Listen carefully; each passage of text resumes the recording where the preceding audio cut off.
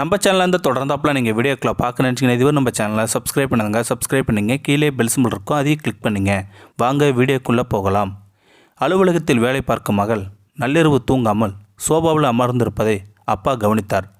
அருகில் வந்து ஏன் தூங்கவில்லை என்றார் அப்பா. மனசு சரியில்லை என்றால் மகள். உனக்கு அன்பான குடும்பம் இருக்கும்போது மனசு ஏன் சரியில்லை என்றார் அப்பா. இது அலுவலகத்தில் நடந்த விஷயம் என்றால் மகள். என்னவென்று சொல், நானும் தெரிந்து கொள்கிறேன் என்றார் அப்பா. மகள் சொல்ல ஆரம்பித்தாள். என் அலுவலகத்தை கூட்டி பெருக்கி துடைத்து சுத்தம் செய்யும் பெண் ஒருத்திக்கு இப்போதான் கல்யாணமாகி ஒரு குழந்தை பிறந்தது. 1 வருடம் ஆகியிருக்கிறது.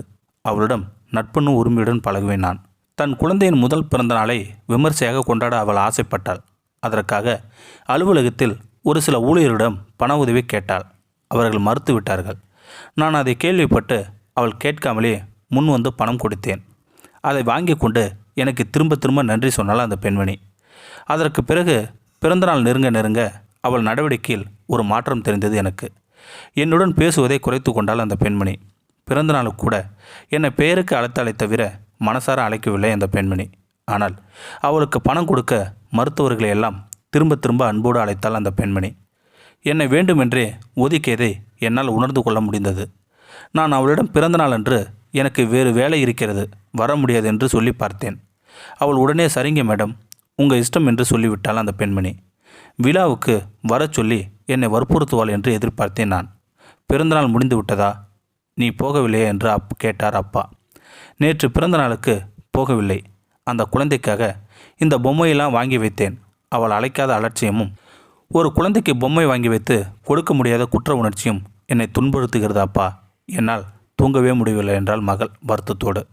அப்பா உடனே நீ அவளுக்கு பண உதவி செய்த பிறகு அப்பெண்ணை பொதுவில் அனைவரும் முன்னாலும் எதற்காவது உரிமையுடன் கிண்டல் செய்தாய் என்று கேட்டார் அப்பா. நினைவில்லை அப்பா, யோசித்து வை, நிச்சயம் அப்படி ஒன்று நடந்திருக்கும். அப்பா உனக்கு ஆரஞ்சு ஜூஸ் போட்டு வைத்து எடுத்து வருகிறேன் என்று சொன்னார் அப்பா. அப்பா வந்ததும் மகள் ஆர்வத்துடன் சொல்ல ஆரம்பித்தாள். ஆமாம் அப்பா, நான் பண உதவி செய்த ஒரு வாரத்தில் அவள் ஒரு மஞ்சள் கலர் புடவை அணிந்து வந்திருந்தாள். அது அவள் கணவன் அன்போடு எடுத்து கொடுத்ததாம். நான் அதை பார்த்தவுடனே, என்னப்பா மஞ்சள் கலர் ஜிங்கிச்சான், இதையெல்லாம் கட்டினா கூலிங் கிளாஸ் போட்டு தான் பார்க்கணும் போல, கண்ணு கூசுது என்றேன் கிண்டலாக. அதற்காக சுற்றி இருந்த அனைவரும் சிரித்தார்கள். ஆனால் அவளும் சிரித்தாளே என்று சொன்னாள் அந்த பெண்மணி. நீ அவள் குழந்தையின் பிறந்த நாளுக்கு உதவி செய்துவிட்டு அவளை அவமானப்படுத்தினால் பதிலுக்கு உன்னிடம் எப்படி அவள் கோபத்தை இயலாமையும் காட்ட முடியும்? வேறு வழி இல்லாமல் சிரித்துத்தானே ஆக வேண்டும். நான் சொல்வது மாதிரி செய் என்றார் அப்பா. ஒரு யோசனையும் சொன்னார். அதன்படி மறுநாள் காலை 1 மணி நேரம் முன்பாகவே மகள் கிளம்பி அந்த பெண் வீட்டிற்கு சென்றாள்.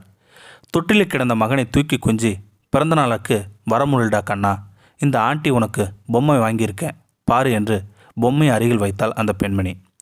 அதன் பின் அந்த பெண்ணை பார்த்து, நேற்று எங்கள் குடும்ப வாட்ஸ்அப் குரூப்பில் என் சொந்தக்காரன் பையன் ஒருத்தன் என் 10ஆம் வகுப்பு மார்க்கு குறைவானது என்று பொதுவில் சொல்லி கிண்டல் செய்தான். அவன் அதை ஜாலியாக செய்தாலும் பொதுவில் அப்படி கிண்டல் செய்தது என்னால் தாங்கிக் கொள்ள முடியவில்லை. அப்போதுதான் நான் உன்னை மஞ்சள் கலர் சிங்கிச்சான் என்று கிண்டல் செய்தபோது உன் மனம் என்ன பாடுபட்டிருக்கும் என்று என் மனம் வருந்தியது என்பதை உணர முடிந்தது. என்னை மன்னித்துக்கொள் என்றால் அந்த பெண்மணி. வேலை செய்யும் பெண் கண்ணீர் மல்க இவள் கைகளை பிடித்து கொண்டாள். அங்கிருந்து ஸ்கூட்டி எடுத்து அலுவலகத்தை நோக்கி வரும்போது, ஒரு மனிதனுக்கு 1 கோடி ரூபாய் கொடுத்தாலும் கூட அவன் தன்மானத்தில் கை வைத்து விட்டால் அவன் உன்னை எதிர்க்கவே செய்வான் என்று அப்பா சொன்ன வாசகம் நினைவுக்கு வந்தது. புரிதலுடன் சிரித்து கொண்டாள் அந்த பெண்மணி. இந்த வீடியோ உங்களுக்கு பிடிச்சிருந்தா கமெண்ட் பாக்ஸில் கமெண்ட் பண்ணுங்கள். கூட உங்கள் ஃப்ரெண்ட்ஸுக்கு ஷேர் பண்ணுங்கள். இதுவரை நம்ம சேனலை சப்ஸ்கிரைப் பண்ணுங்கள். சப்ஸ்கிரைப் பண்ணிங்க. கீழே பெல் சிம்பல் இருக்கும், அதையும் கிளிக் பண்ணிங்க. தேங்க்யூ ஃபார் வாட்சிங்.